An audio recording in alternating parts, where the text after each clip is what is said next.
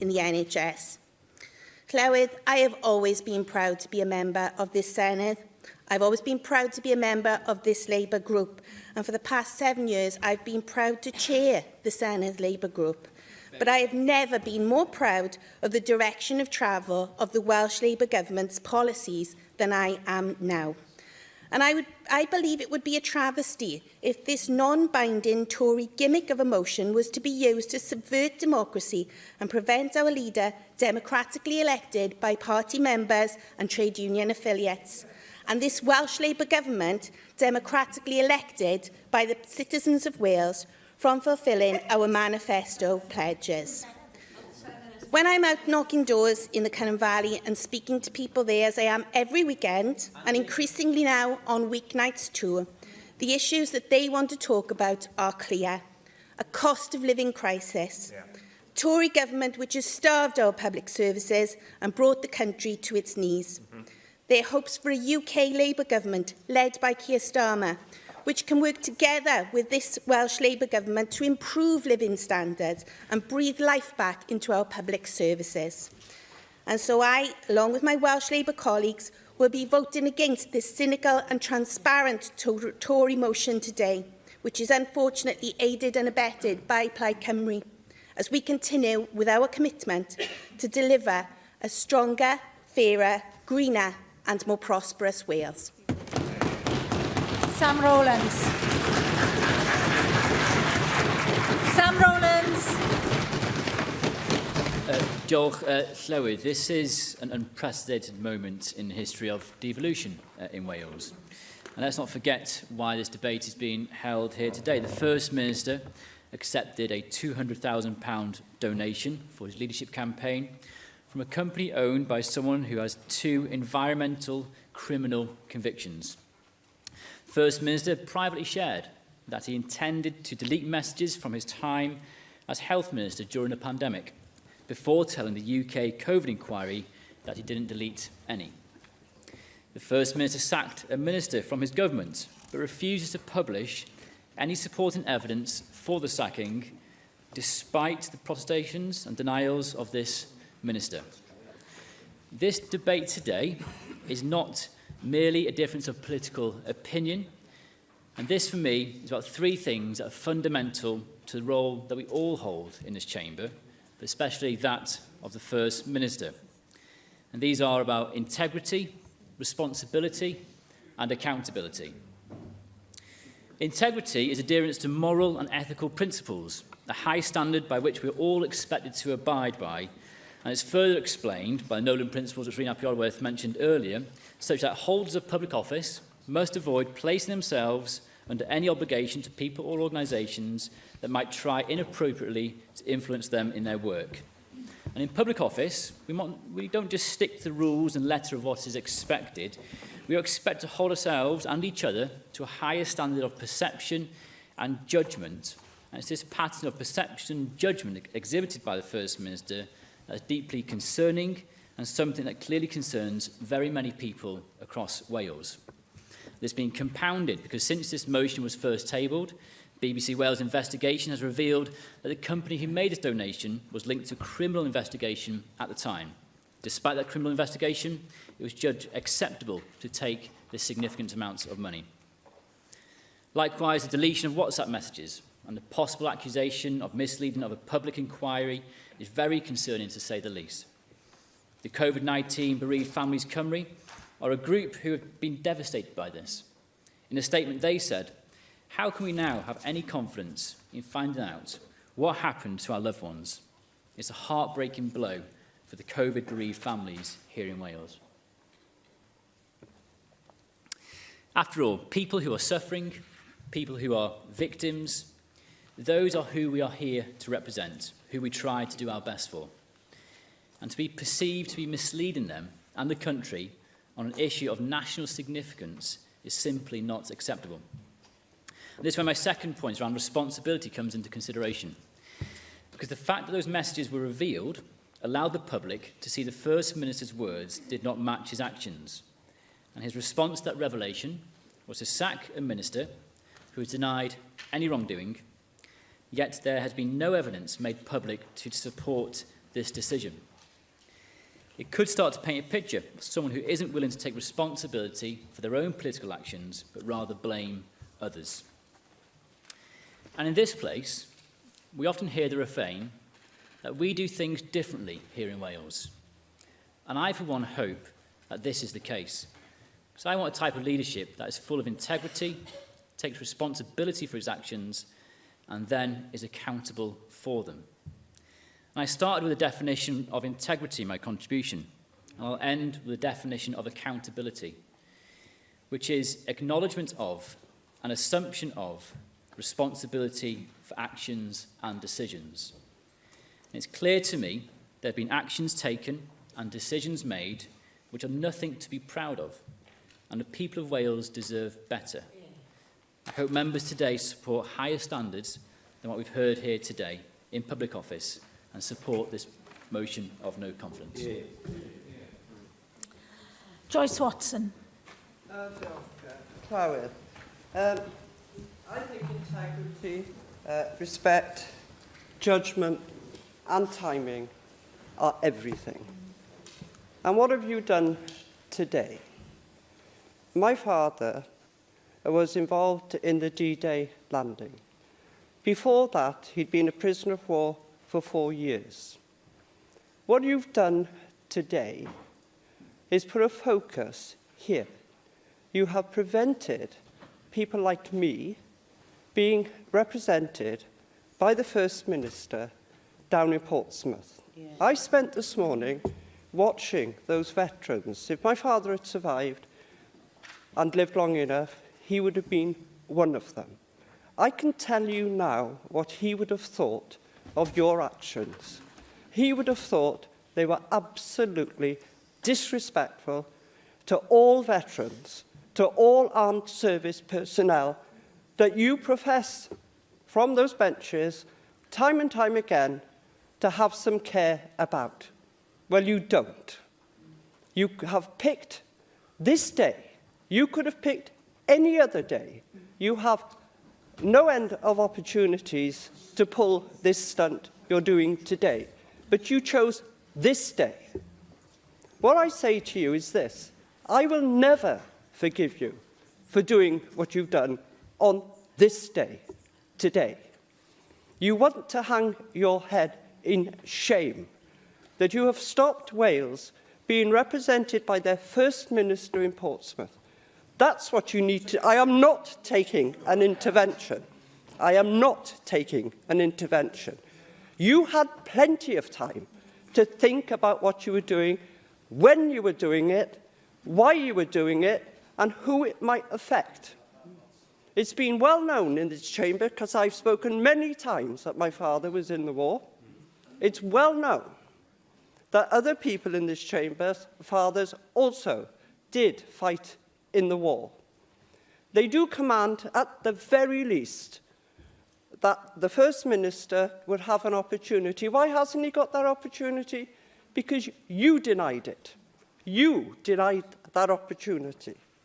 And you denied the best wishes of Wales going forward so that they could be spoken in Portsmouth today.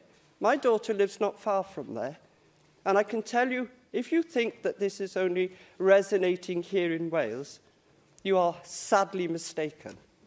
The country is looking in today, and they know that your actions, knowing what this day was, prevented that from happening. You will not be forgiven.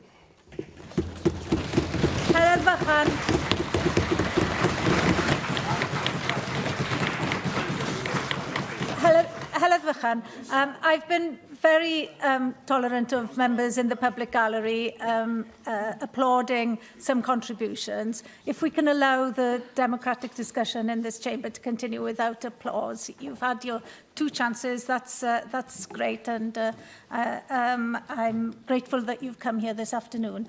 But if we can allow the debate to continue now without any further applause, please. Vaughan. Diolch, Llywydd.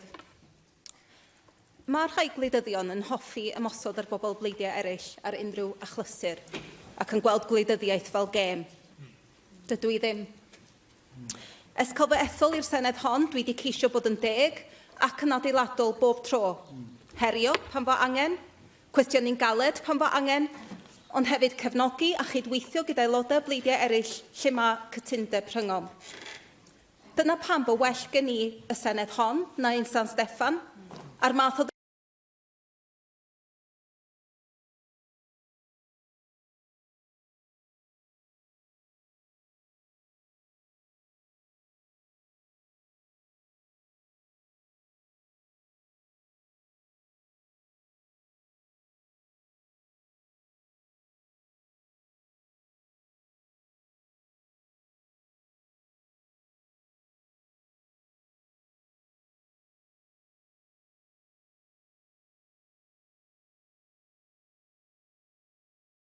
wir.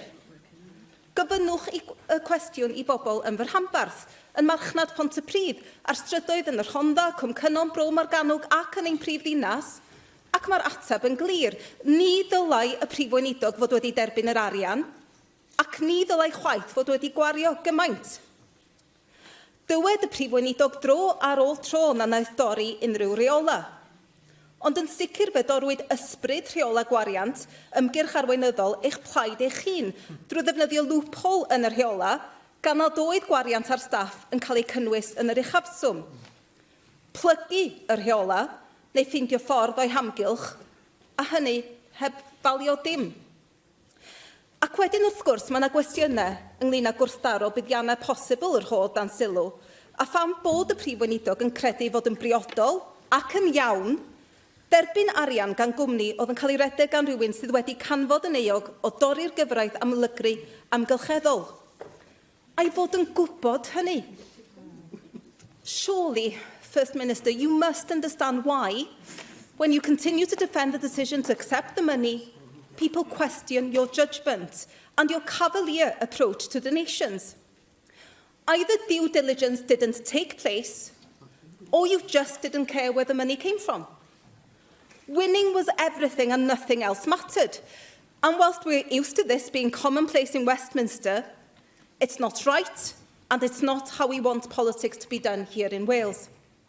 In fact, even your masters in London understand how tarnished the money is, as is evident from the fact that they don't want the 31,600 left over. Political party not wanting money during a general election campaign? Extraordinary. We didn't need to get to this point of a vote of no confidence, and I'm saddened that it has come to this. When the donation from Dawson came to light during the leadership campaign, and there was public outcry, including from Labour members, it could have been paid back before being spent. The First Minister could have acknowledged that he'd made a mistake. We're all human. Mistakes happen, and an apology then, as well as paying back the donation, would have meant that he could have spent his first weeks as First Minister delivering for the people of Wales. There's also been ample opportunity since then for the First Minister to concede that he understands why people are angry and pay the money back. But no, he has consistently doubled down, dismissed concerns, and allowed the narrative to run away from him. So, First Minister, are you prepared now, today, to stop making excuses for accepting this donation and for spending so much to become First Minister? You must know that deep down, this is wrong, and you must regret accepting the money. It is not too late to stop hiding behind the rules and loopholes in them. It is not too late to apologise. This, combined with the other serious lapses in duty represented by the deleting of key messages between ministers during the COVID pandemic and the ongoing questions around the dismissal of the former Minister for Social Partnerships, has led to this moment and this vote. I genuinely regret that it has come to this. And I hope today the First Minister understands why we have been left with no choice but to support this vote of no confidence in him. Heaven David. Diolch, Llywydd. I was proud to support in this chamber a vote of no confidence in and to not support a vote of no confidence in Lee Waters when he was Deputy Minister for Transport. I was proud to vote against the vote of no confidence in our Health Minister, Senedd Morgan, who has done incredible work in the health service in Wales. And I was proud, and I'm proud today, to support Vaughan Gething against this cynical motion that has been put forward. I want to set out some of the questions I've been asking myself about the First Minister and the way he's been treated these past few months. I hope members will listen to my speech and think carefully about the implications of what we've been asked to consider today. Long before the starting gun was fired on the Welsh leadership election, the very people who are out there condemning him today were attacking him on social media, which leads me to my first question. Is Vaughan Gething being judged, as social media suggests he is, as arrogant and angry, where his predecessors, exhibiting the same emotions, would be considered committed and passionate? I think he is. Is he being judged by standards that would be applied less rigorously to his contemporaries? I think he is. Is he being pursued relentlessly by a small section of the media with a very clear agenda? I think he is. I should add that in this age of the Wild West social media, the BBC, ITV and Wales Online, among others, remain trusted sources of news, offering right of reply, even where you disagree with their analysis of recent events. But there are others. And when we come to disagreement, we argue that leaders of other parties have values with which we disagree and policies we wish to challenge. We criticise them in the strongest terms, yet we accept they will eventually be judged by the electorate. Not so for our new First Minister. We are being asked to consider our confidence in him in this chamber, despite the fact that he has broken no rules, and before a public vote can be cast. Unlike his predecessors, he is denied the chance to prove his ability to meet our collective ambitions, to have his ideas tested and to have his arguments examined.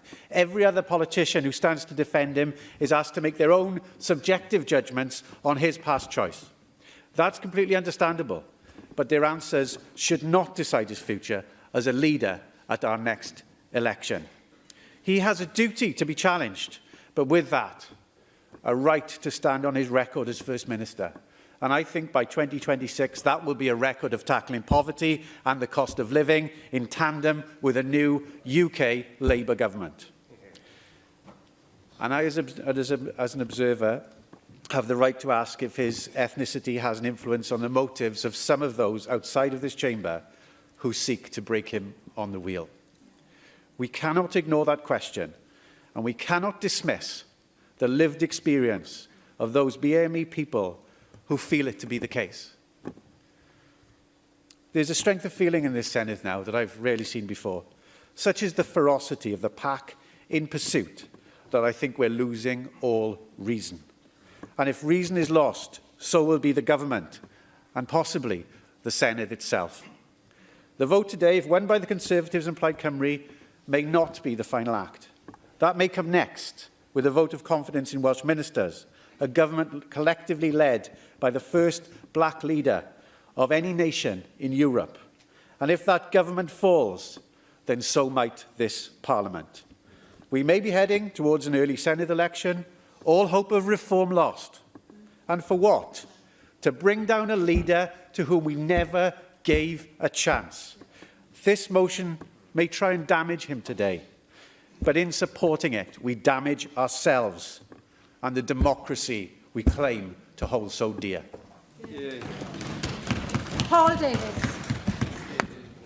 Diolch, Llywydd. It is incredibly disappointing and quite frankly sad that we are in the position of having to bring forward this debate this afternoon. But the reality is that there is a huge lack of transparency over the decisions that have been made by the First Minister, and his judgment has rightly been called into question, not just by opposition politicians, but by our own constituents.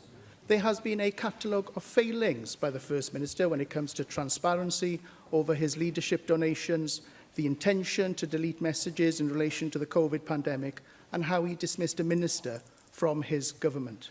If we'd seen a little bit more humility and a little bit more transparency from the First Minister, then he might not have found himself facing a vote of no confidence here today.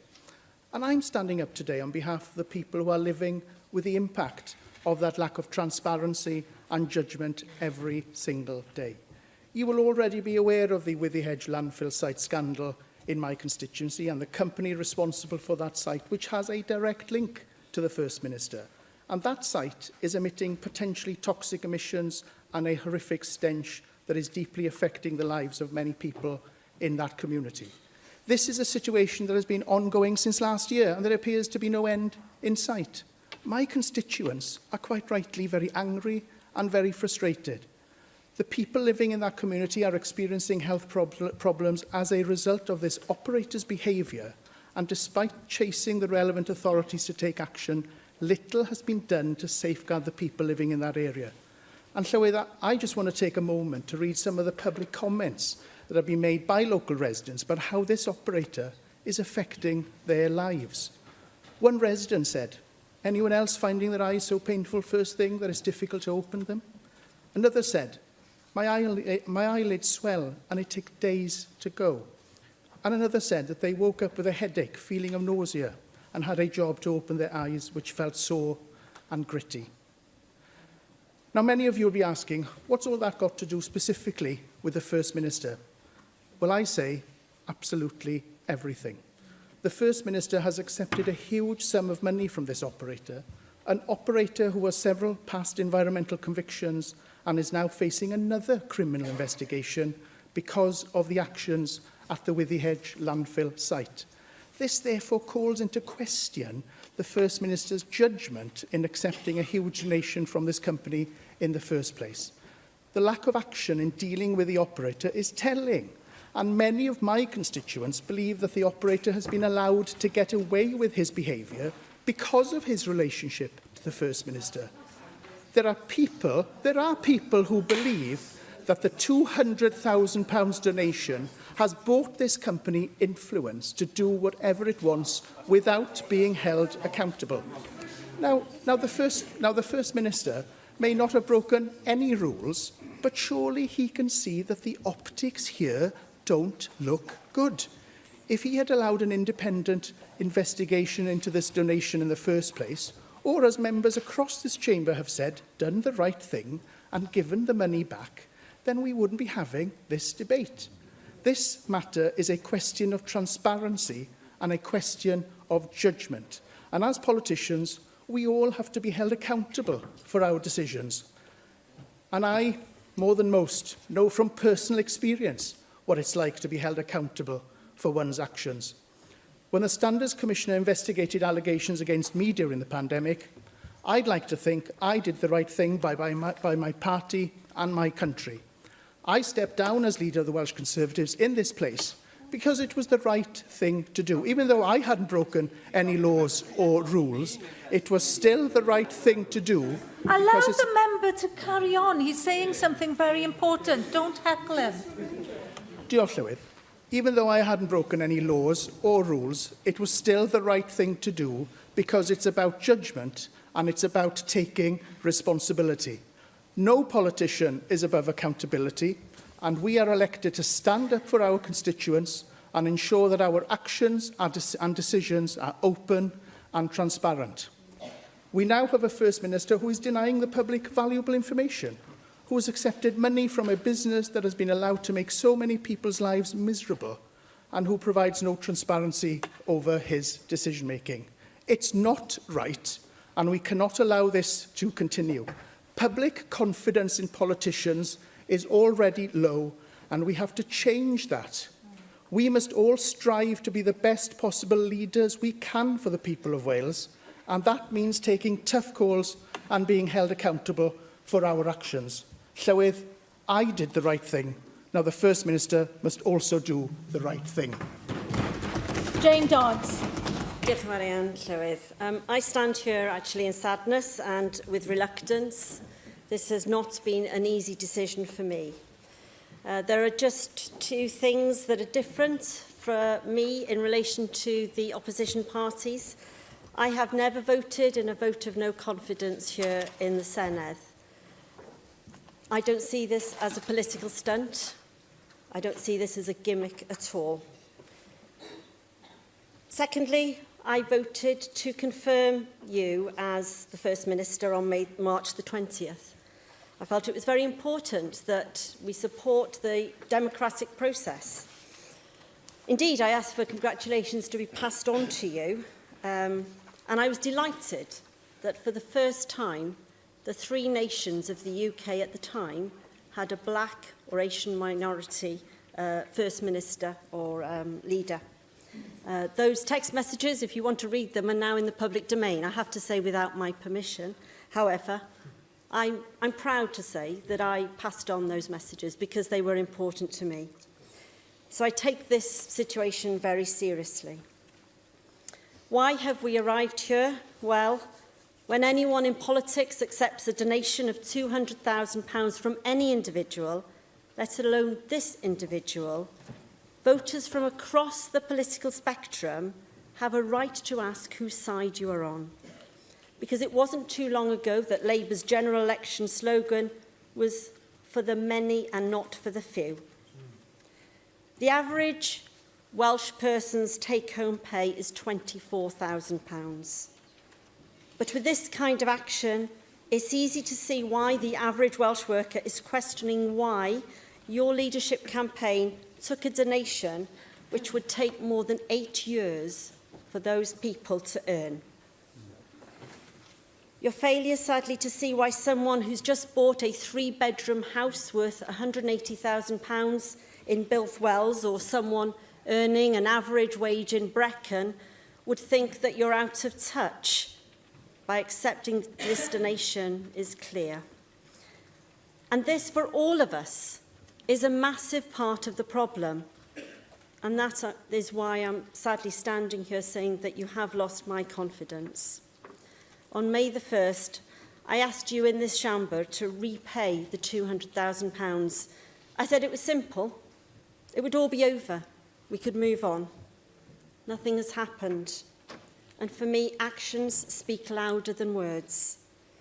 When trust in politicians is sadly at an all-time low, it's more important than ever that we show that we are representing our people here in Wales. We want to make Wales a better place for everyone.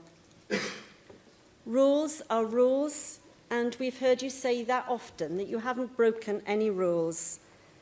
But doing the right thing is doing the right thing. Diolch yn fawr iawn. Natasha Ashka. Thank you so much, Presiding Officer. I will begin my contribution today by saying something that may shock a lot of you here in this chamber today. First Minister, I can honestly say that party politics aside, I was genuinely happy to see you take up this role and become the first black leader of any European country. It was a trailblazing move, and you had a real opportunity here to make your mark as Wales's first ethnic minority First Minister. As a person of colour, and I can speak from experience here, sadly even in 2024, people from an ethnic minority origin, especially politicians, are often held in a different light. We're held in a different regards, and more than often, there is more pressure on us, put to us than our peers, to be honest, to be the best, and to uphold our positions of integrity at all times, and prove ourselves to be worthy of our jobs each and every single day, not just polling day.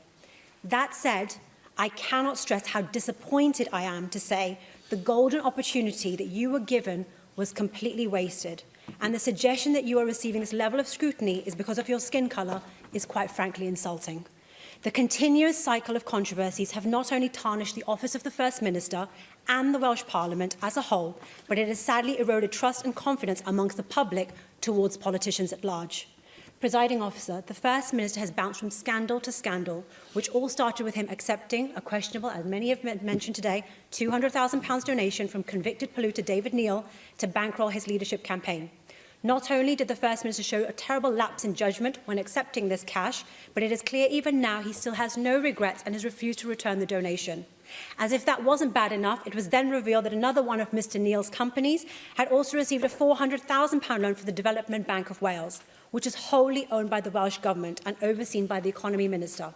It's worth remembering that in February 2023, at the time of the loan, Vaughan Gething was indeed our Economy Minister. And we have since learned that the company was linked to a criminal investigation, and at the same time, it handed over the £200,000 donation that everyone is talking about today.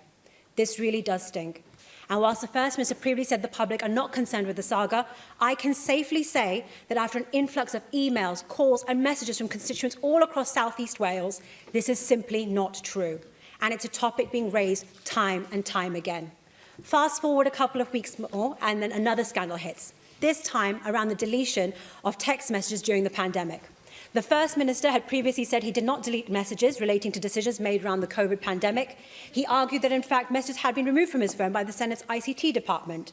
Yet evidence later emerged which proved that Vaughan Gething, who was Health Minister at the time, had in fact deleted the messages himself. Just days following this revelation, Hannah Blythen was sacked as Social Partnership Minister because the First Minister claimed she was responsible for leaking the messages, something that she categorically denies. She insisted she has never leaked anything. So here we have two completely different stories, yet only one can be correct. First Minister, you were urged on countless occasions to publish all of the evidence supporting your decision to fire Hannah. You've had ample time and opportunity to set the record straight by releasing the evidence, and I think your reluctance to do so has left everybody here perplexed. The way this has been handled has been atrocious and deeply unfair. Frankly, I fear what will be the next scandal. And I worry the longer the current First Minister remains in office, the more damage we will be doing to Welsh democracy. All of these stories have become a major distraction from the big issues that we should be focusing right here in the Welsh Parliament. Our constituents, and I mean all of our constituents, want to see us tackling things like spiralling NHS waiting lists, our failing education system, and rebuilding our economy. But unfortunately, we've had no other option than calling this vote of no confidence today. The First Minister has been dodging scrutiny at every available opportunity. We all saw with our own eyes when he disrespected the entire Senedd by failing to turn up for an important debate on this matter and then arriving at the last minute for another. When challenged over this matter by an esteemed BBC broadcaster, he actually accused her of not being a serious journalist. First Minister, it is evident the house of cards around you is falling apart. The people of Wales deserve better than this from their First Minister, and I hope you will do the right thing today, the honourable thing. Thank you. Mike Hedges. Presiding Officer, I think it's fairly well known that I did not support Vaughan in the leadership election. Read Nation Cymru. It may be less well known that I did not support him in the previous leadership election. It's probably known to a few of my friends that I have never voted for him in any internal Labour Party election. I am not a natural Vaughan Gething supporter. At the leadership election in Wales, I supported Jeremy Miles, but only after Professor Senedd Morgan and Hannah Blythen refused my request to stand. He is on the list of people I don't even ask to support me if I'm standing for election to be a committee chair. The reality is, Vaughan won the Labour leadership election and the vote to be First Minister. We have election system I wanted in the Labour Party. One member, one vote. I was on the losing side, but it reversed me to oppose the winner.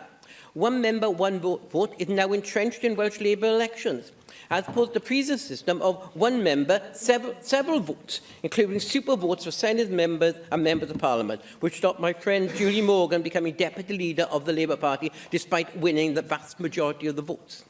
When Cameron Harris beat Julie Morgan, I voted several times, legally within the rules. The ending of voting many times is a very positive move, and there's no going back to the old system. There's no allegation of vote rigging, no allegation of vote harvesting, no allegation of phantom members, no allegation of members being denied a vote. And unlike Plaid Cymru and the Conservative, had a leadership election for the Welsh Labour leader, not a coronation. On a personal note, I was sad to see Adam Price, who is not a friend of mine, but that's somebody I have a huge respect for, being removed as leader of Plaid Cymru and being replaced by probably the most right-wing leader the Plaid Cymru have had in the Senedd. Compared to what? Don't get distracted by it is not ridiculous. Pro-nuclear weapons. Do you need to keep on going? What happens next? What happens next? There is, as far as I can see, nothing in the rules to stop the debate happening every week until 2026. As the public are about to discover, Wednesday's debates are not binding on the government. Just remind Andrew Davis and Rhian Ap-Ioras, you were both just a few weeks ago defeated by Vaughan Gething for the post of First Minister. Remember that? A clear vote in favour of Vaughan Gething. If Senate's votes remove the First Minister, then my personal preference is a new Senate's election. Let the voters decide, because a number of you over there may not be coming back. On the current boundaries. The only winner in debates such as this is the Abolish the Senedd Assembly Party. See, they approved it. They elect the First Minister and then vote to remove him a few weeks later. There have been concerns expressed about the financial support Vaughan Gething had. All legal, all declared, all reported to everyone it had to be reported to. That the opposition don't like the person donating is well known. Can I go to the text message, because I was a major person in that, about using teachers' assessed grades rather than using the algorithm, which fortunately we went to the right decision despite the Cabinet spending a long time getting there, which I am severely disappointed. Vaughan was protecting me. During the truth matter, Jeremy Miles wanted to use an algorithm to remove me as a member of the Senedd for Swansea East. That is what was removed. It has nothing to do with the COVID inquiry, but it was to protect individuals, including me. I mean, I don't care what happened there, and I'm prepared to fight my case, but it was an attempt to defend me, which I very much respect and like. Can I just quote about one Conservative donor? Because this is quite enlightening. I can get access via the leaders group. It's usually senior ministers and 15 or 20 people. Sometimes in person, sometimes on Zoom. The last thing I attended was a lunch with Michael Gove in July. It was all donors who were there. Become a member of the leaders group, you have to donated £50,000 in the last year. 2 to 3 lunches a week are arranged, to which around a dozen donors are invited. Groups don't tend to be bigger than this, to ensure all those who turn up get a chance to feel part of something that isn't impersonal. Some donors are very regular attenders, others don't come to any. Does this amount to buying access and influence? I ask people to come to a conclusion on that. I think most of us actually think it is. And this idea of having a leaders group of people paying hundreds of thousands of pounds annually, not a one-off in an election, is fundamentally wrong. I think we really do need to clean up the donation system. And also we need to clean up our rivers. And as somebody who's complained about the why and the us being polluted along with the tower, I'm sure the Conservatives will not accept any money from anybody who's polluting those. Adam Price.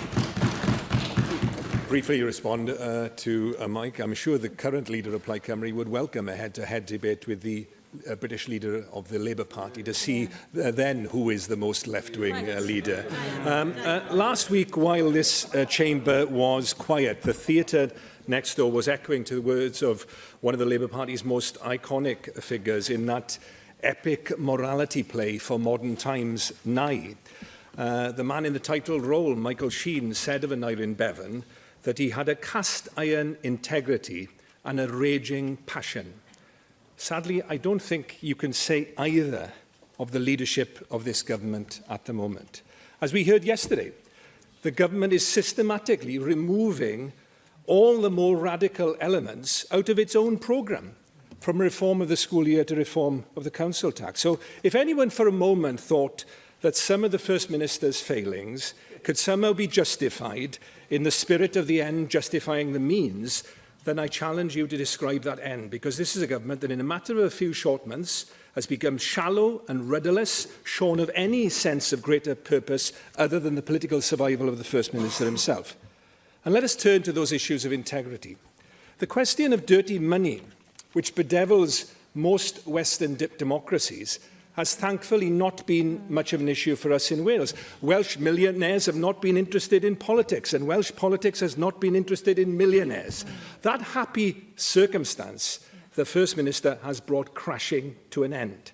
To quote Bevan himself, Christ threw the money changers out of the temple, but you have inscribed their title deeds on the altar cloth. Indeed, we could say the First Minister has stitched it into the very fabric of the seat he occupies. A public inquiry into the deaths of over 10,000 Welsh citizens it is reported, taking very seriously the First Minister's failure to inform them of deleted messages. And now that same lack of candour is extended to us. 10 days ago, I asked the First Minister whether a formal leak inquiry was held into the alleged disclosure of a chat group by the former Minister for Social Partnership. I've yet to receive a reply. I asked the Welsh Government's Director of Propriety and Ethics whether he knew. His response, I'm not aware.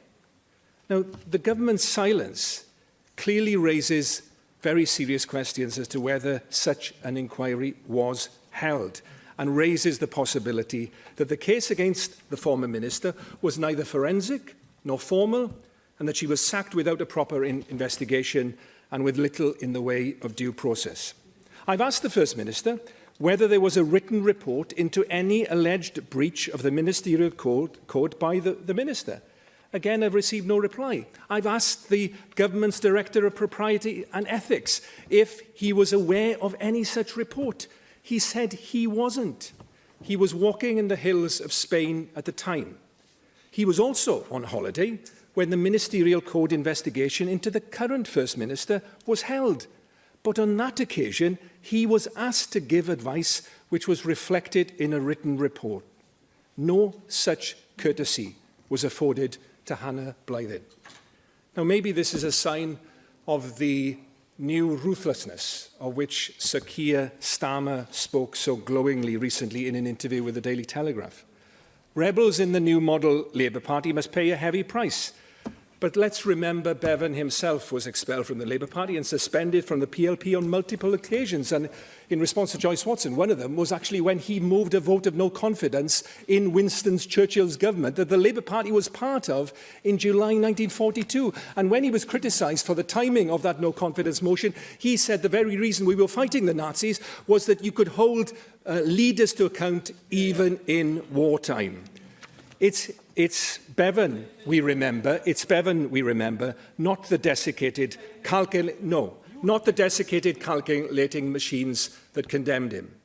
And it's Rhodri Morgan we remember most, not Alan Michael, because 24 years ago, a vote of no confidence was moved.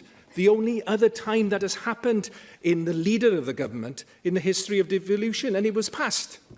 Alan Michael, to his credit, resigned immediately. And much of what we have achieved collectively over the last quarter of a century flowed from that singular moment.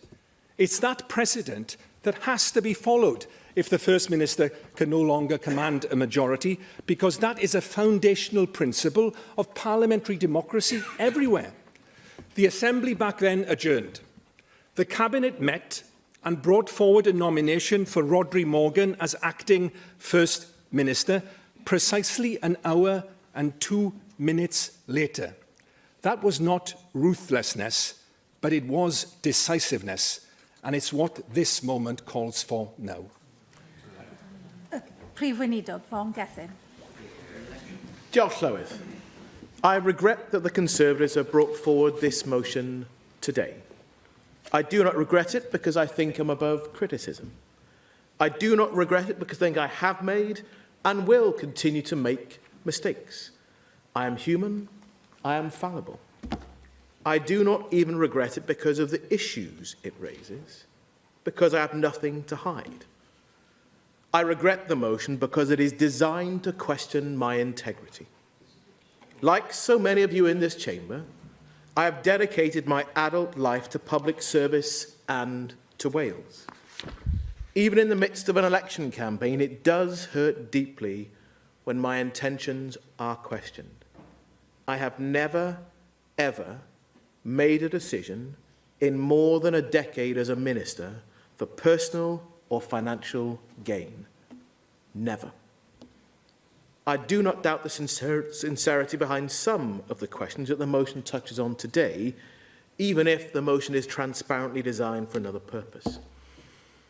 I hope the people in this chamber and beyond will take a moment to reflect on the sincerity with which I have answered and continue to answer these questions.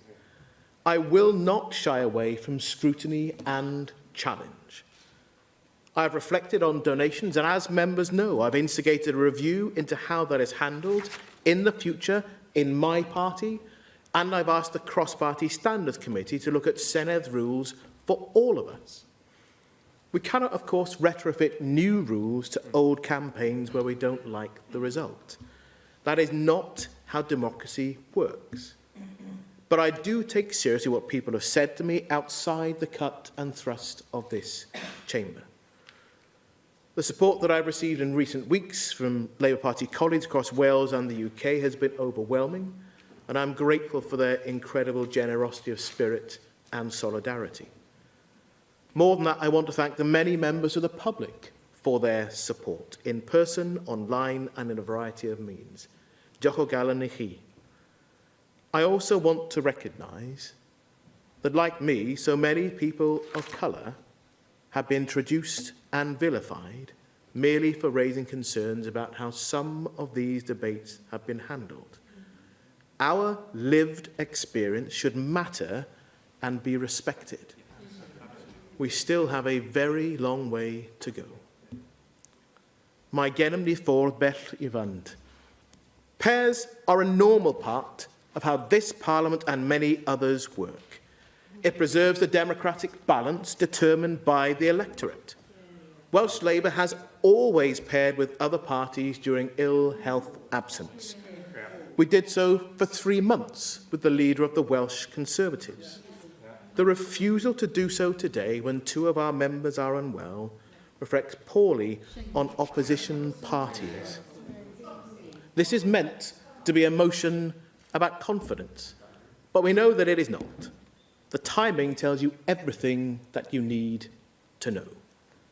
If Andrew R.T. Davies and his colleagues were genuinely concerned about the issue of political donations, they would have spoken out at a different time. They would have stood up when it really counted. They would have rejected the millions of pounds given to their party by a man who boasted about wanting to shoot a black female MP, or the millions given to their party by a man who served as a minister in a foreign dictatorship. If that party had genuine concerns about how decisions were made and actions taken during the pandemic, they would have stood up when it counted. They would have walked away from the party that partied in Downing Street whilst the country was on its knees. Walked away, not defended a Prime Minister served with a criminal fixed penalty notice. If that party had genuine concern for the integrity of devolution and democracy in Wales, then they would do well to look to their own benches before casting the first stone. To demand of anyone else stand as they have no intention of meeting themselves. They can talk about confidence until they are blue in the face to match their blue rosettes. If they want a real confidence motion, then table one properly in line with standing orders. I will tell them what I have confidence in. I have confidence in Wales and in our younger generation. I have confidence in our campaign to change our country. I have confidence that we do have brighter days ahead of us. And the kind of populist politics that are being promoted day after day by the Tories, I hope, is about to be dealt a hammer blow at the ballot box. I know that some will try to reframe this confidence as arrogance. It is absolutely not the same thing. And if that word did pop into your heads, I challenge you to ask, why? I can make apologies for many things, but I will never shy away from a positive approach to politics, our country, and our government. I want us to be a confident Cymru. To Plaid Cymru, I say this. We have worked together in the past. I have offered you the hand of friendship, practical action, and cooperation. I continue to do so. You yourself recognise the hypocrisy of the Tories. You say you want to see an end of the Tories in Wales. And you come here today to link arms with them. There is nothing progressive about joining the Tory lead in an anti-Labour alliance. It is the very opposite of the cooperation that we have worked through. It is, of course, for you to explain to your voters, members, and potential supporters why now, of all times, you would side with a party that makes enemies of the vulnerable, that smashed our economy and treats Wales as an afterthought. Gwlad dros blaid. I will continue to put Wales first. First in thought, deed and ambition as I serve and lead my country. Diolch yn fawr.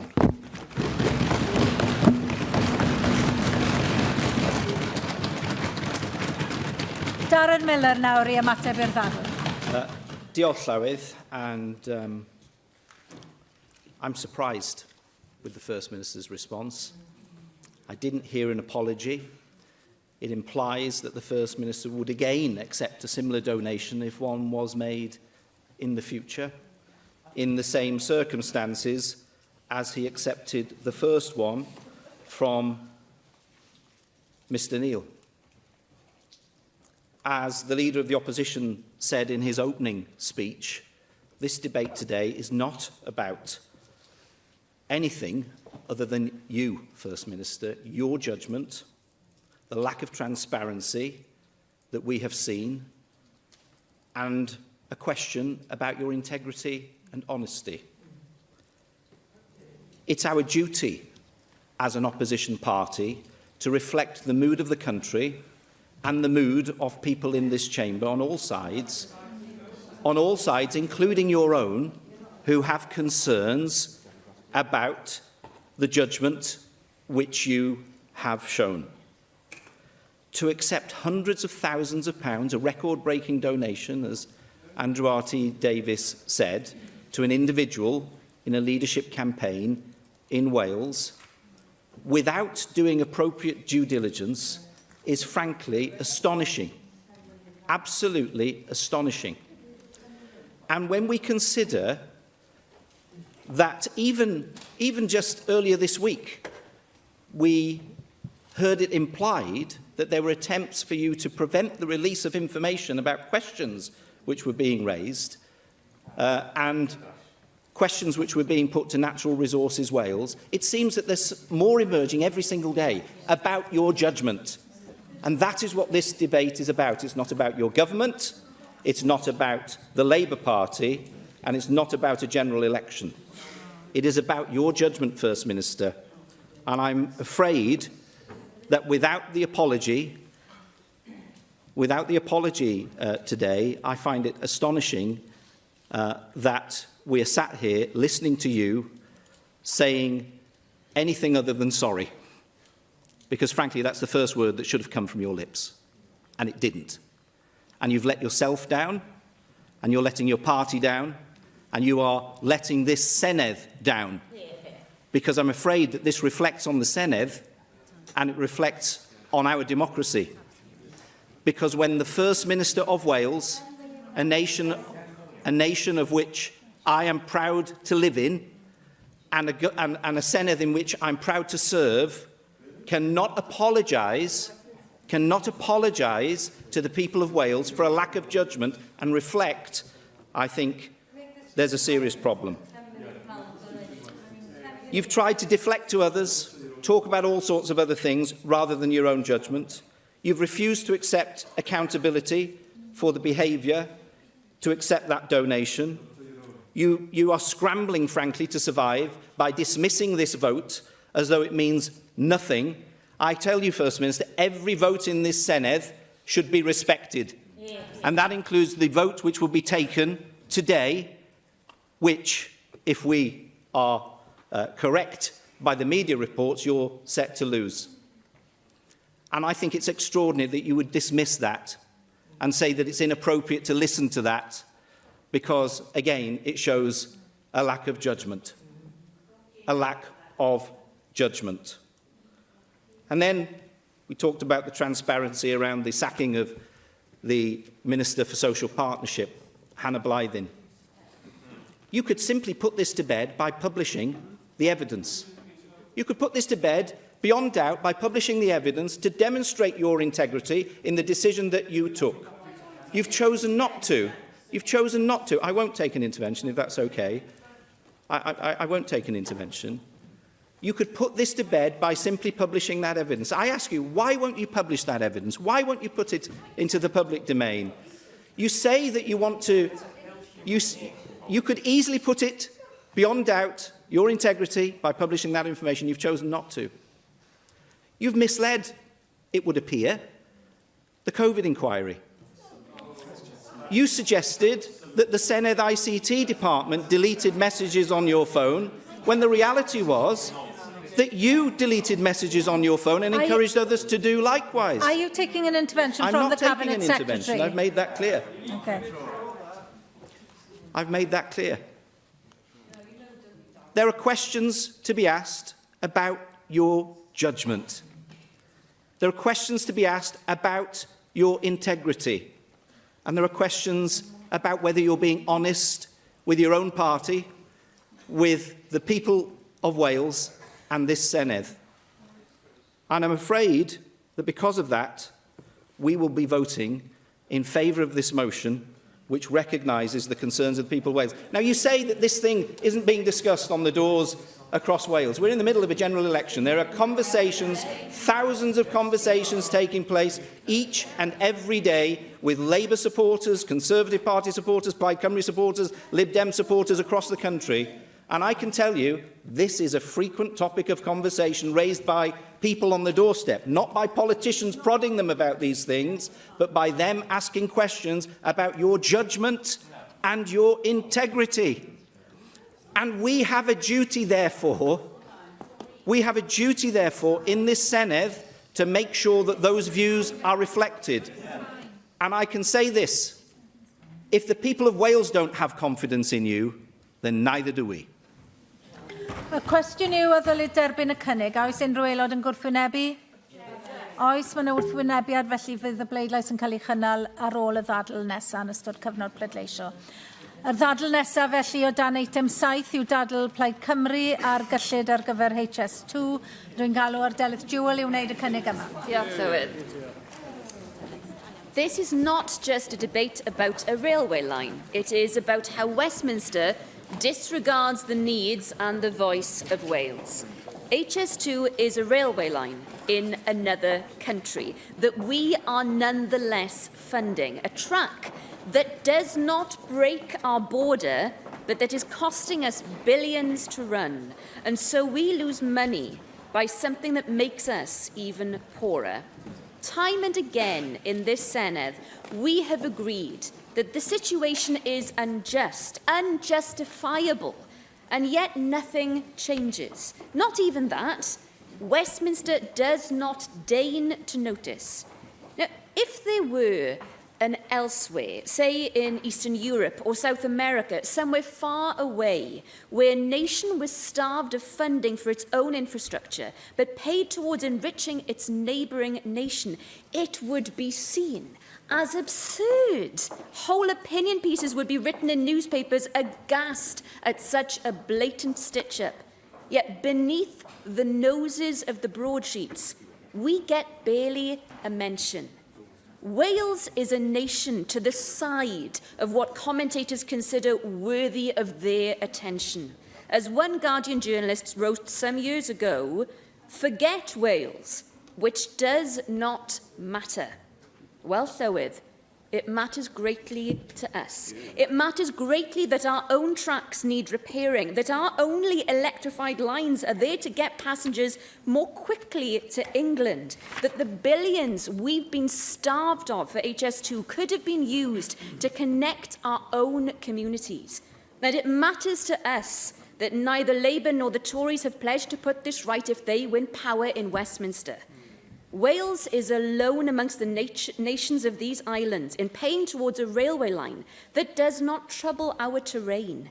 The farce of calling it an England and Wales project could not be more blatant.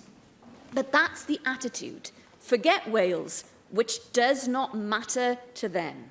Time after time, vote after vote, this Senedd has spoken with one voice, telling Westminster to give us back the money we're owed from this project, to reclassify it based on reality, not falsehood. But those motions don't matter to them. Mr Sunak and Mr Starmer see fit to ignore Wales beneath the notice of one and outside any interest of the other, either taking us for granted or for fools.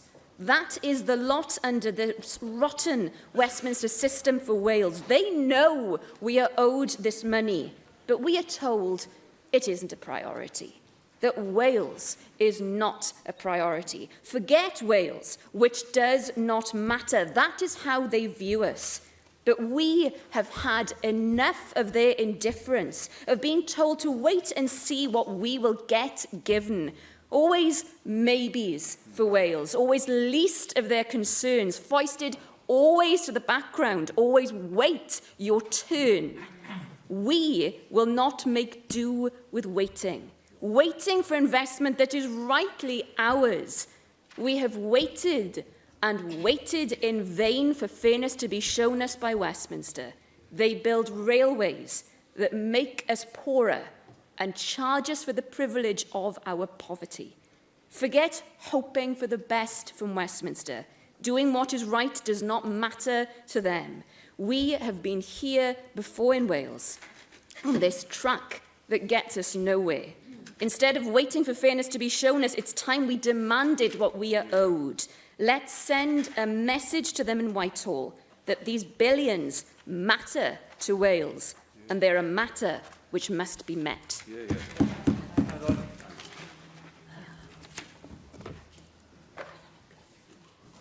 Natasha Ashka.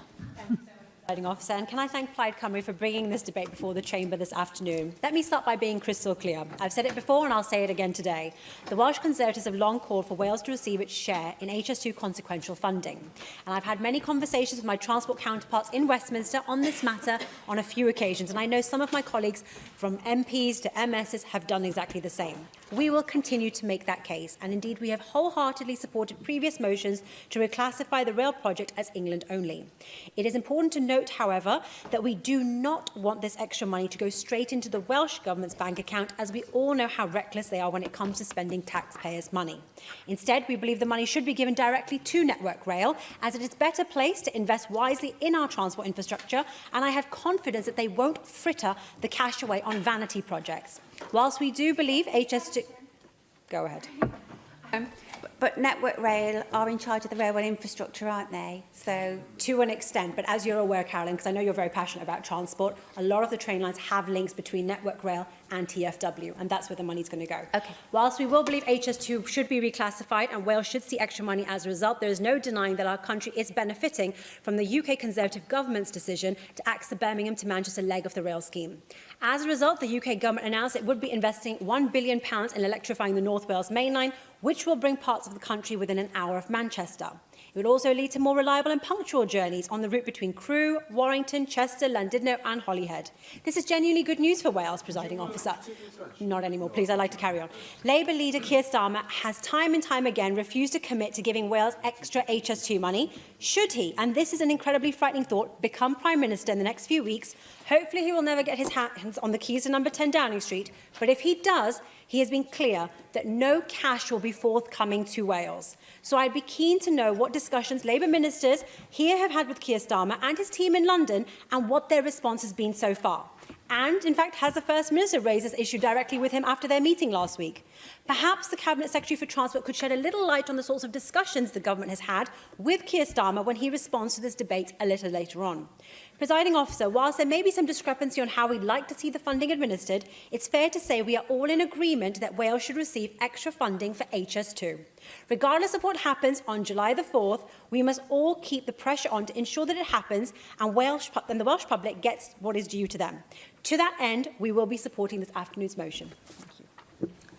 Rhina Piorwerth.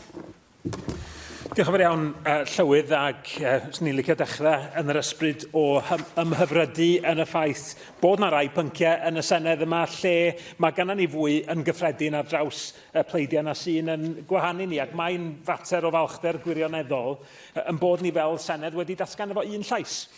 Chydig dros flwyddyn yn ôl, y dylid ail ddynodi cynllun HS2 yn brosiect Lloegr yn unig. Does na ddim posib celu y ffaith fod na anghyfiawnder cwbl sylfaenol yn y ffaith fod treuthdalwyr Cymru bob pwrpas yn talu am reilffordd yn Lloegr sydd nid unig ddim yn dod â budd i Gymru, ond sydd yn ôl astudiaethau yn niweidiol i economi Cymru. Ond da ni'na wedi adnabod yr anghyfiawnder hwnnw a chytuno arno fo, dydy'r cwestiwn be nesa yn dal ddim wedi cael ei ateb. When we debated HS2 last April, the then Deputy Climate Change Minister Lee Waters said it was a scandal that Wales wasn't receiving its fair share of consequential funding. But arguably the greatest scandal is that even in a general election campaign, traditionally at the time of big giveaways and pledges and promises, we've heard nothing from either the Conservatives or Labour on righting the HS2 wrong. Now, committing to HS2 consequentials, I would argue, is one of the most obvious litmus tests for any would-be UK government when it comes to being serious about fairness for Wales, because there is nothing fair about the current state of our railways. The line between Glasgow and London was electrified half a century ago, yet the North Wales main line is still waiting for electrification. The South Wales main line only as far as Cardiff. Now, Wales is home to around 12% of the UK's rail infrastructure. We receive 2% of the UK's rail investment. All the while, Transport for Wales train services accounted for more than 1 million minutes worth of delays in 2023. Now, £4 billion is a good estimate of the fair share from this project that should be coming to Wales. A project that won't see a single mile of track built here. £4 billion, whatever the exact figure, could be ploughed into transforming our public transport network. Buses, and we know how much they've suffered. Rail, improving road links between north and south, east and west, could go so much of the way towards making up for the decades of chronic underfunding by successive Tory and Labour UK governments. Now, back in October, the UK Labour Shadow Secretary of State, Joe Stevens, claimed that Labour couldn't commit now to HS2 funding for Wales, stating that a Labour UK government would have to work out what the needs for Wales are in terms of transport after an election victory, that they hadn't seen the books. Of course, only this week Keir Starmer is able to make a cast iron pledge to renew Trident, again without having seen the books. So why not on this injustice? And that is why the motion in front of us today is so important. It's a way that the Senedd can send a clear and united message to the next UK government. And that UK government is almost certain to be a Labour government, regardless of how Wales votes, which is why a vote for Plaid Cymru in this election is so valuable. But the message in this vote today is that Wales deserves that fairness and the funding that we need to build connectivity and a rail network fit for the 21st century. So I urge all members who share that view to support the motion today. Carolyn Thomas. HS2 has been a complete disaster by the UK government, ripping up countryside, destroying homes and costing the taxpayer billions. I met someone who's now living in Flintshire whose home was compulsory purchased. He was so angry at the scheme and the devastation it's caused, plus the massive cost as well. In 2011, costs were projected at £32 billion, but by 2020 they were projected to be £106 billion, and I believe that the first phase from London to Birmingham will now cost £66 billion. It's an extremely expensive white elephant and a distraction from the reality that investment is desperately needed to the Victorian rail infrastructure right across the UK, and particularly in Wales, which, in the railway infrastructure, I think is mostly in control of the UK government through Network Rail. HS2 will now just save a few minutes to get from Birmingham to London. That's all with all that investment. And the decision to label HS2 an England and Wales project is ridiculous. In reality, it could have a negative economic impact of up to £200 million in Wales. And I believe it was a cynical move to cheat Wales out of much needed investment through consequentials. 3 times rail infrastructure bids were put to the UK government for level up funding and rejected. And these priorities in Flintshire included the Deeside Industrial Park Station, to create access to thousands of jobs and getting freight off the line at Hanson Cement in Paiswood. There was also the Wrexham Gateway project as well, which was rejected 3 times. Bids were comprehensive and had cost lots of valuable time and resources. And feedback was that while the projects were good, available UK levelling up funding was limited. But then this year, levelling up funding has been given to Canary Wharf in London, which is more than the whole of Wales combined, and I don't understand the lack of fairness at all for Wales. 14 years of underinvestment in the pursuit of austerity has led to real-term cuts for railways maintenance, which will see a severe reduction in scheduled maintenance tasks, which really worries me further. To make railways safe, we need that investment. Network Rail will cut 1,850 maintenance jobs as part of the modernising maintenance programme, and we need to be concerned about that. This is at a time when we should be investing in flood prevention, as the instances of severe weather events come to intensify. And I'm increasingly concerned about the future viability of the North Wales mainland as the threat of changing weather and climate change looms. I know we had a recent high tide, the tide nearly overcame the railway line recently. I want to see a new UK government that understands the importance of transparency and an end to Westminster departments finding money down the back of the sofa, so they don't have to pass on the consequential funding to Wales. We need a UK Labour government who respects the importance of devolution and is willing to work collaboratively with the Welsh Labour government to deliver positive change for Wales going forward, with true transparency. And this will be a stark contrast to the Tories who have attempted to bypass and undermine our Welsh Government and the Senedd at every opportunity. Thank you.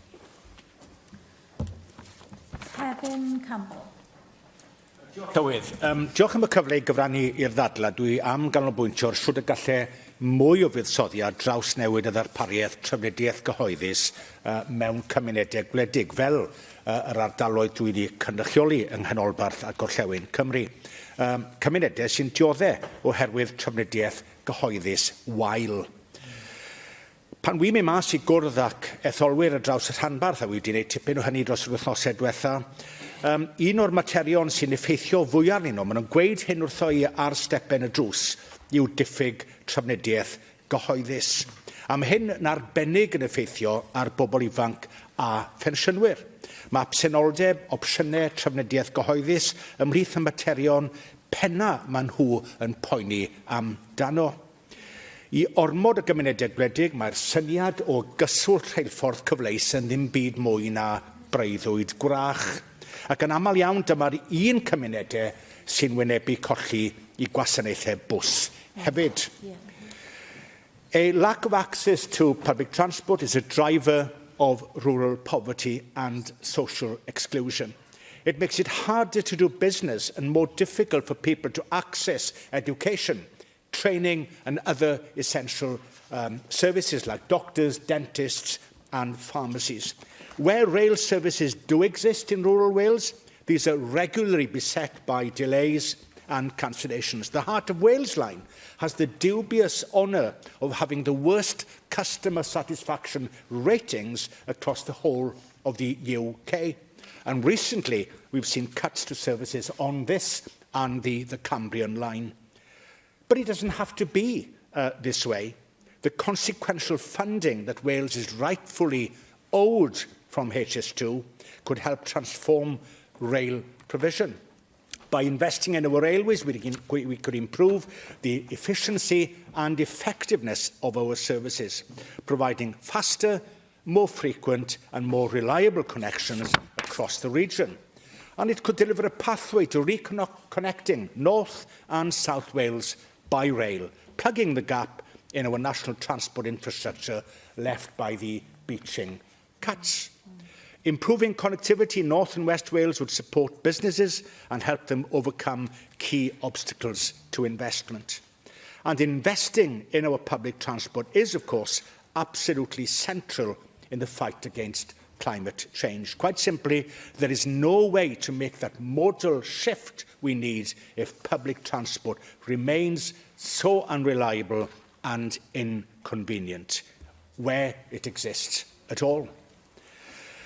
Mae'n fater o anghyfiawnder dybryd nad yw Cymru yn derbyn yr hyn sydd yn ddeledus iddi o'r buddsoddiad yn HS2. A pam, fel ni wedi clywed yn barod yn y siambr, nad yw y blaid lafur o dan Starmer wedi ymrwymo i ddarparu'r cyllid hwn. Mae bob un ohono ni, i ni wedi clywed yn barod yn y siambr hon, yn llythrenol bob un ohono ni, wedi galw am hyn i ddigwydd sawl gwaith. Mae yna gytundeb rhwng bob plaid a thu hwnt y dyle hyn ddigwydd. Mae hyd yn oed yr ysgrifennydd gwladol cysgodol, eto fe ni wedi clywed, Joe Stevens, wedi dweud yn cyhoeddus fod hyn yn anghyfiawn a'i fod yn amddifadu Cymru o fydd economaidd gwerth 150 o filiynau o bunnoedd y flwyddyn. Pam nad yw hi yn gorfodi Stamer i rhoi'r arian dyledus yma i Gymru fel y ddewyd manifesto? Mae pobl yng Nghymru yn haeddu gwasanaethau tren effeithlon, dibynadwy a chynaliadwy sy'n ei cysylltu a'i gilydd. Maen nhw'n haeddu buddsoddiad yn ei economi leol sy'n creu swyddi ac yn lleihau clodi. Ond yn holl bwysig, maen nhw'n haeddu'r arian sydd yn ddyledus iddyn nhw, sef tua 4 i 5 biliwn o arian HS2. I ni ym Mhlaid Cymru yn mynnu cyllid i Gymru, ac mae'n hen bryd i'r ddwy blaid yn San Steffan ymrwymo i gyflawni hyn, pwy bynnag fydd yn ennill yr etholiad cyffredinol. Rhiannon Pasmo. Diolch, Llywydd. I'm also happy to support this motion. High-speed 2 construction would have seen the line connect London and Birmingham. It would have run nowhere near Wales and been of no benefit to Welsh rail passengers. Up until next year, Wales will have missed out on around 350 million as a result of the incorrect classification of HS2 as an England-Wales project, and that amount due is also likely to increase considerably in future years. And in Wales, we still have a Victorian-era signalling on some of our key routes, which should be a priority for investment. Only a mere 2% of the rail network in Wales, under the control of the UK government, is electrified, compared to 40% of the railway in England. And Wales deserves better, and deserves its share of the UK electrification cake. If Wales received its fair share of funding from the UK Tory government, it would make a significant difference to our Welsh public services in Wales and the tough, very tough financial decisions we have to make. The reality is that the current funding system is flawed.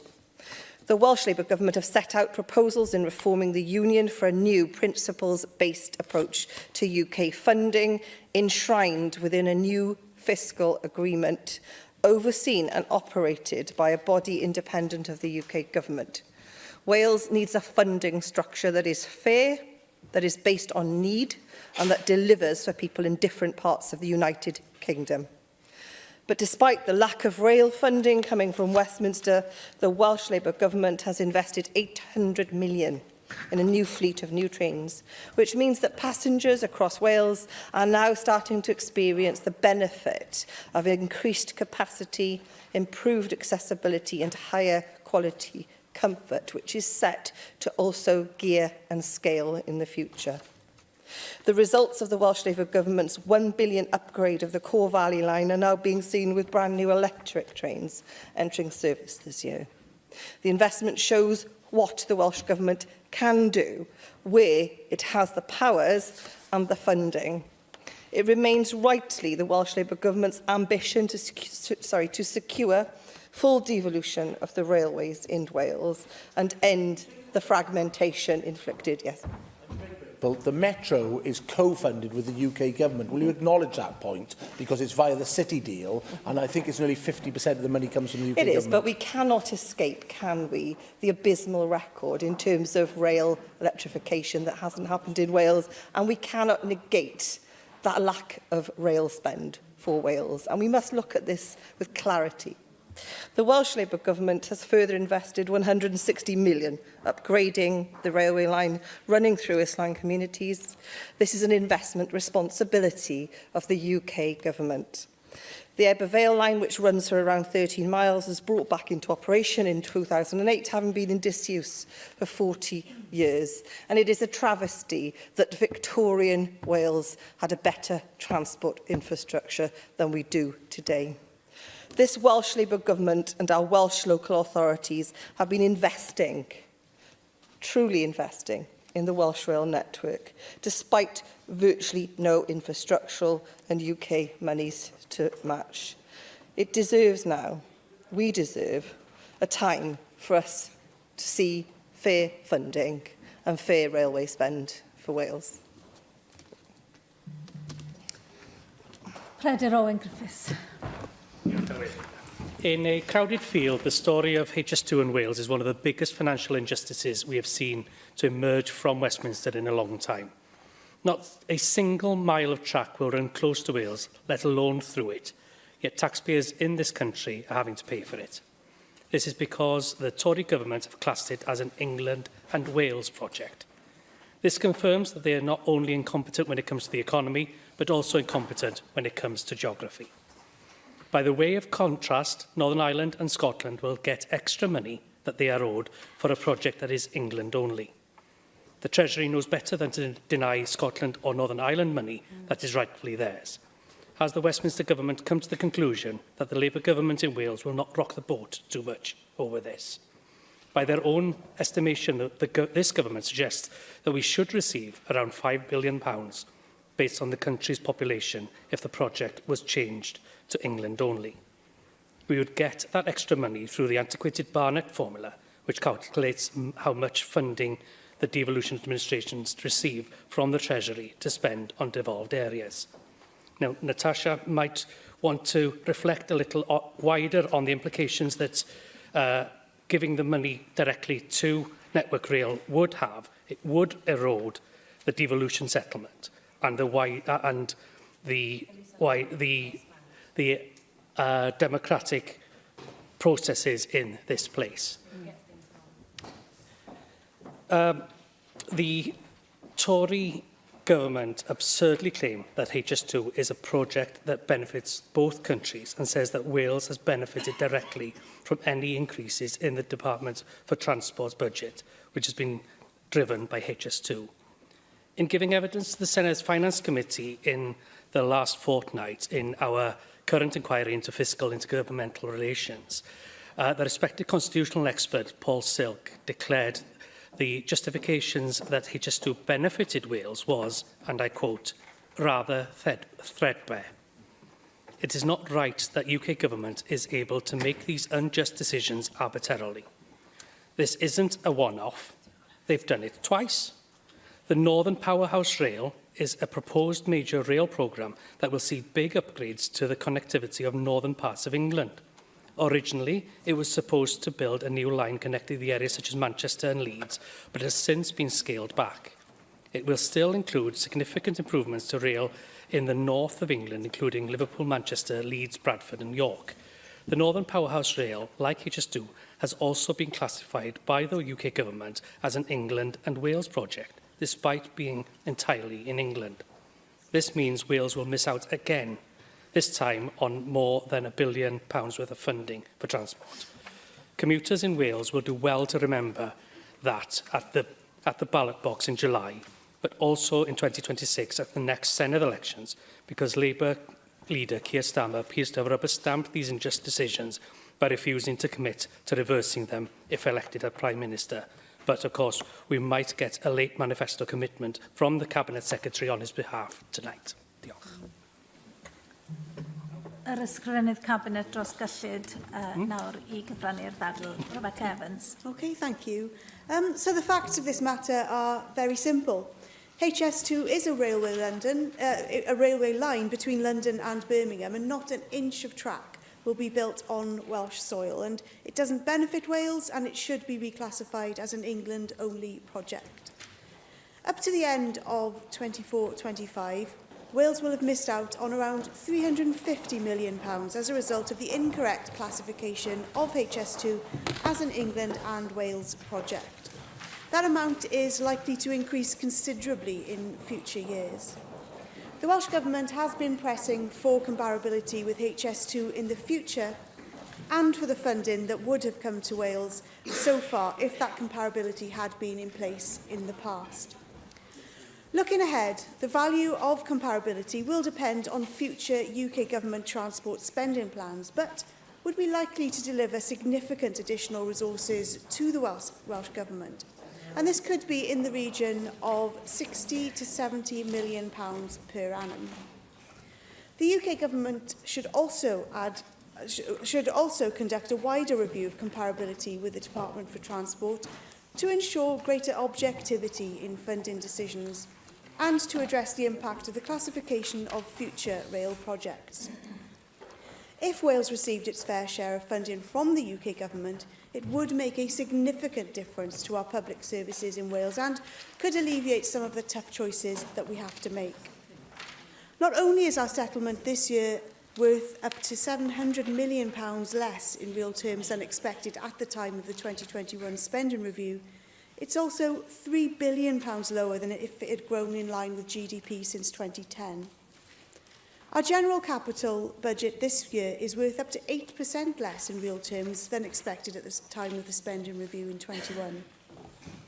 We also face rigid limits on our ability to borrow and to carry forward or draw down funds from our own reserves. And yet, our Wales Infrastructure Investment Strategy sets out a pipeline of projects that we could invest in to boost the Welsh economy if only we had the tools and the resources.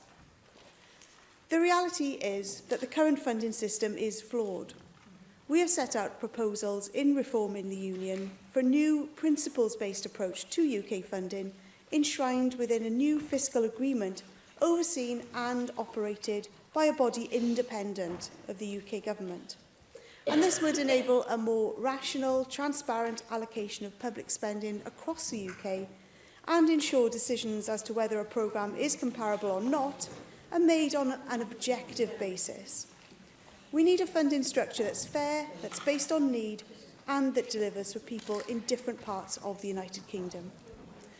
The Conservative government has failed to support priorities in Wales.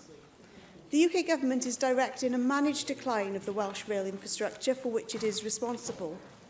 Their plans for Network Rail in Wales for the next 5 years will see a reduction in the amount of money Network Rail has in cash terms to look after vital infrastructure.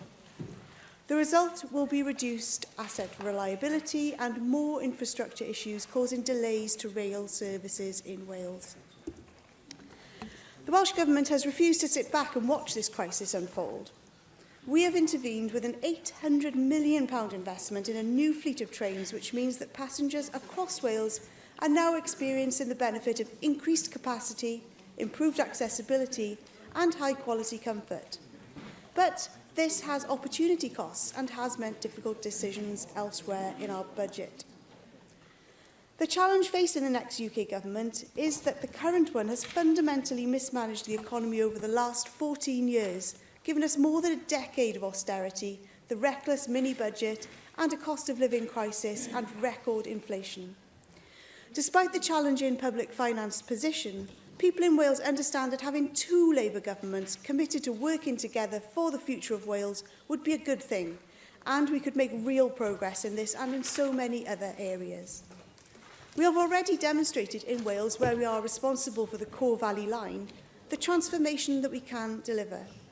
The results of our £1 billion upgrade of the Core Valley line are now being seen, with brand new electric trains entering service this year. The timetable change taking place this week is a step change towards the turn-up-and-go service that the Metro will offer, delivering more frequent journeys for passengers, improving connectivity and creating opportunity. Our investment shows what we can achieve where we have the powers and the funding. It remains the ambition of the Welsh Government to secure full devolution of the railways in Wales, to enable us to deliver a fully integrated, efficient transport system which meets the needs of Welsh passengers and freight users. Wales deserves to be treated fairly and respectfully by the UK Government, and the Welsh Government should have the fiscal powers and the resources that we need to deliver our ambitions for a prosperous, green and healthy Wales. Thank you. Delyth Jewel, nawr I ymateb i'r ddadl. Diolch I bawb sydd wedi cymryd rhan yn y ddadl bwysig hon. Well, diolch Natasha for indicating again your support for reclassifying HS2.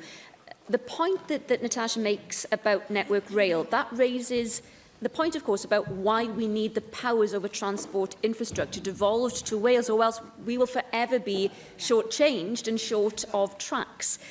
Thank you for your contribution. Ie, wir rhin.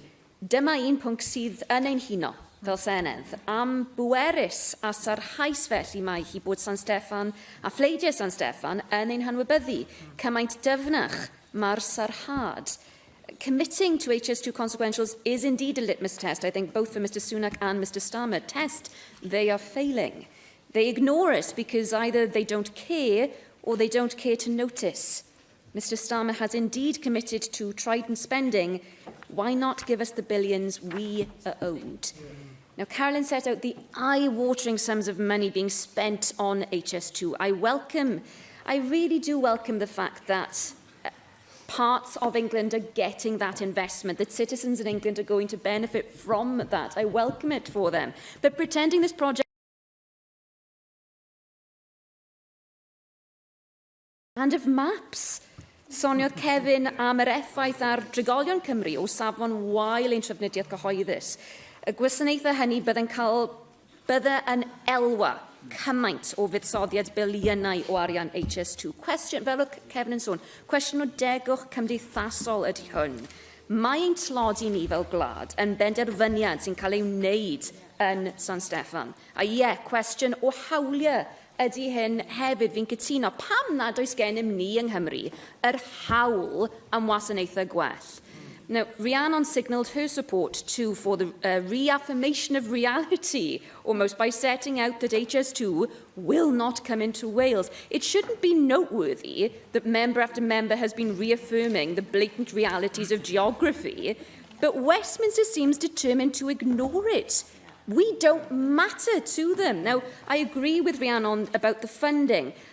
I cannot understand why the UK Labour leader can't see this too. Peredur talked about the financial injustice at the heart of this scandal, and as Peredur pointed out, both Scotland and Northern Ireland will receive this funding. Why on earth should Wales matter less? And yes, with Northern Powerhouse Rail, with all of these other projects, these injustices are set to continue until Wales has powers over our own transport infrastructure. Now, as the Cabinet Secretary put it, the facts of this matter are clear. Again, they are clear to all of us, but Westminster sees it through another lens. The lens through which Wales does not matter. Now, I welcome that the Welsh Government has argued for this reclassification, and yes, our funding system is flawed. What a dire indictment it is of our devolved settlement that it's up to the whims of Westminster to see whether what is right, what is reality, gets obeyed. Yep. Now, what this Senedd says should matter to Westminster, because a railway line is about more than tracks and trains. It's about setting a direction for the future. This is not some hypothetical question that is yet to be answered or something for future years. It's a question of correcting a wrong that's happened, a mistake that's already been made, a trick that has already been played. Now is our chance to tell that upcoming Westminster Government, whatever their hue, that Wales is not for waiting any longer. No more maybe next times for Wales. No more being told to wait our turn that never comes. These billions are owed to Wales. They are direly in need to help our communities. And we, in this Senedd, demand them. Cwestiwn yw o ddylid derbyn y cynnig, a oes unrhyw aelod yn gwrthwynebu?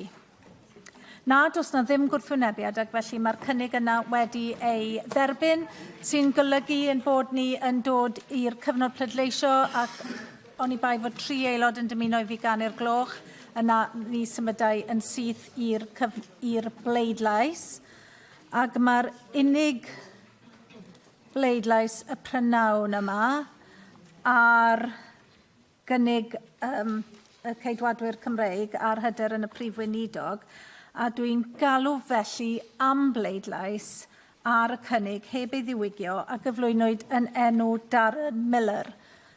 Agor y bleidlais.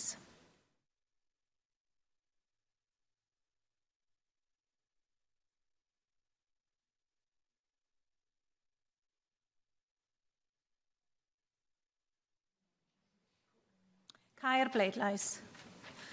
O blaid 29, neb yn ymatal, 27 yn erbyn. The motion is therefore agreed. It is now for the First Minister to reflect on the view that the Senedd has just expressed and the motion that has been agreed. Confidence motions are political, yes, but they are also intensely personal. And while a vote of this nature will have consequences, whatever they may be, I ask us all to treat each other with respect and kindness now. The people of Wales expect that of their Senedd. Felly dyna ddiwedd ar y pleidleisio. We will be moving on now to a short debate. Some members may be leaving. I ask them to do so quietly whilst Altaf Hussain prepares to introduce his short debate. We'll allow members to leave first in order for you to be heard in silence. Published a research paper, Evolution of One-Year Mortality Rate in Elderly Patients with Proximal Femoral Fractures. During my career as a consultant orthopedic surgeon, I was seeing a worrying rise in elderly people dying from a hip fracture. When I conducted the research, I found that a delay in operating within 48 hours of the fracture occurring resulted in a doubling of the mortality rate, regardless of the age. A 65-year-old person was just as likely to die as a frail 95-year-old. This is one of the factors that led me into the Senedd, swapping the scalpel for a lectern. No matter how well the surgery went, external factors delaying the treatment had a greatest impact on the outcome of the surgery. In the intervening years, mortality rates have remained stubbornly high. 1 in 3 adults aged 50 and over dies within 12 months of suffering a hip fracture. Older adults have a 5 to 8 times high risk of dying within the first 3 months of hip fracture compared to those without a hip fracture. This increased risk of death remains for almost 10 years. It's not just hip fracture that we have to worry about. There has been an alarming increase in the whole range of musculoskeletal disorders. Their most common cause for severe long-term pain and physical disability affecting hundreds of millions of people around the world. Common disorders such as osteoarthritis and osteoporosis are the leading chronic conditions in the elderly, affecting almost 50% of people aged 65 and above. 40% of people over 70 suffer from osteoarthritis of the knee, and 25% of all those over the age of 60 have significant pain and or disability from osteoarthritis. 80% of patients with osteoarthritis have some degree of limitation of movement, and 25% can't perform their major daily activity. Using disability-adjusted life years, osteoarthritis is the 4th most frequent predicted cause of problems worldwide in women and 8th in men. Fragility fractures have doubled in the last decade. 40% of all women over 50 years will suffer an osteoporotic fracture. Osteoporosis causes bone to become weak and brittle, so brittle that a fall or even mild stresses such as bending over or coughing can cause a break. And it is well said that you stumble, you fracture, then you try to put weight on that limb, you can't, you fall. So it is the fracture first, then you fall. Osteoporosis-related breaks most commonly occur in hip, wrist, and spine. Bone is living tissue that is constantly being broken down and replaced. Osteoporosis occurs when the creation of new bone does not keep up with the loss of old bone. Osteoporosis affects men and women of all races, but white and Asian women, especially older women, who are past menopause are at higher risk. And that is the picture now. Yet, according to the latest stats and the forecast, the number of over 65s in Wales is predicted to rise by around 45% in the next 2 decades. So unless we do something radically different, we are going to see a dramatic rise in unnecessary deaths and avoidable disabilities. To say nothing of the strain we will place on our health and social care services. We can't seem to get a grip on waiting times despite the doubling of the health and care budget over the past quarter of a century. The average median wait for hip surgery was 452 days in Wales. Swansea had the longest wait time for hip replacement within an average 668 days wait. 96,500 patients were waiting for trauma and orthopedic surgery across Wales, with nearly half waiting longer than 9 months. A lot of local authorities had average wait in days for admission over 379 days. This means we need to redouble our efforts on falls prevention. After all, prevention is better than cure. This is the focus of this short debate. I want each of us to think about how we can protect our joints and protect our bone health so we can prevent falls in later life. Of course, for those of us already in later life, maintaining joint and bone health is equally important. If we do have the misfortune to take a tumble, we have a much better chance if we have strong bones and healthy joints. And we can take simple steps to take care of our joints and bones, making simple change to diet, taking simple exercises, and simply being aware of our surroundings to prevent falls. We also need a women's health strategy which addresses the impact menopause has on bone health. It is a fact that women lose bone density following menopause, but with preventative treatment, sometimes as simple as vitamin D supplement, we can ensure that those women don't go on to develop osteoporosis. There's a great number of interventions we can take to lower our risk of joint disease, fractures, and the resulting premature deaths, which cost little or are even free. We can stop smoking and drinking too much alcohol. Research shows that both smoking and regular drinking too much alcohol can lead to bone loss and increase the risk of breaking a bone. If you have smoked or drank a lot of alcohol in the past, your bones may have weakened over time. It is very important that you get enough calcium and vitamin D and exercise regularly to keep your bones as healthy as possible. Dietary changes can ensure we get enough calcium and vitamin D. Eating calcium-rich food is the best way to get calcium in your body. It is recommended that adults have 700 milligrams of calcium each day. Adding calcium-rich food to meals or as a snack is important. Calcium-rich foods include milk, cheese, yogurt, calcium-enriched soy products, leafy green vegetables, and dried fruits. Vitamin D helps our bones absorb calcium.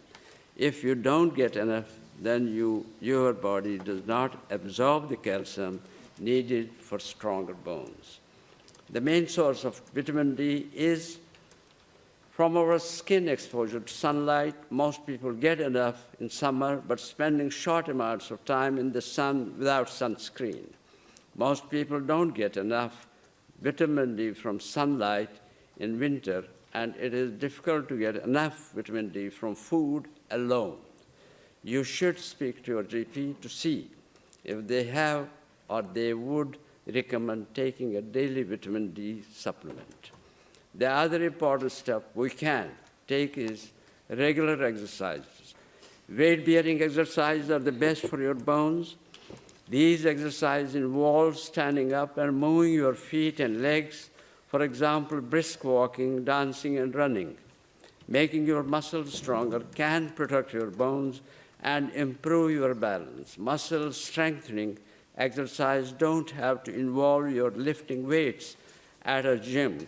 There are simple exercises you can do in the comfort of your own home using the items from around the house, such as the tin of food or bottles of water.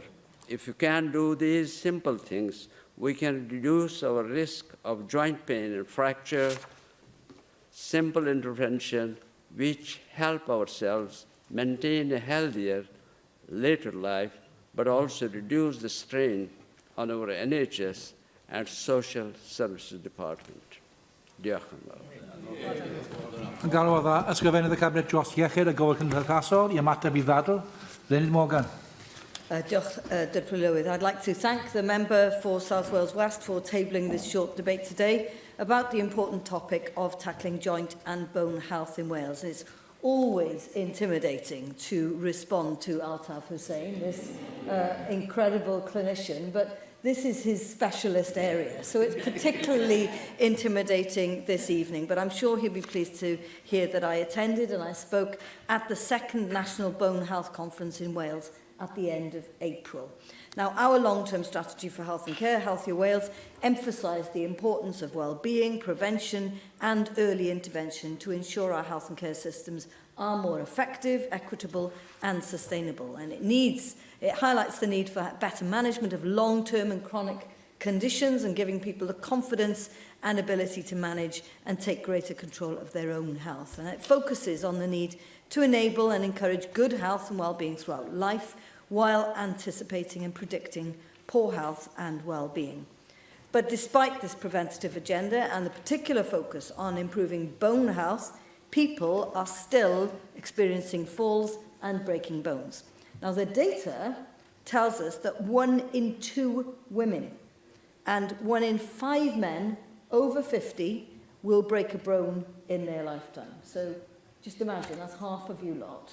Well, you're not all over 50, but it's a lot of you. Let's just say a lot of you will break a bone at some point.